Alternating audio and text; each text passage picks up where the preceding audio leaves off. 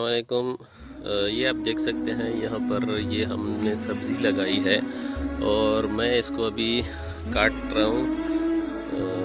देख सकते हैं मैंने यहाँ पर काटे और यहाँ से मैंने जो है ना एक काट दिए, देख सकते हैं। और इसके नीचे मैंने देख लिया एक तूरी है और यहाँ से देखो बेंड हुई है, ऐसे बेंड हुई है और ये इसका सिंगल शाख किया हुआ है, ये आप देख सकते हैं सिंगल शाख किया है। तो उसकी वजह से यहाँ पर दो तूरी आया है और एक सपोर्ट जो है यहाँ पर अल्लाह पाक ने देखो किस तरह सपोर्ट इसमें लगाया है।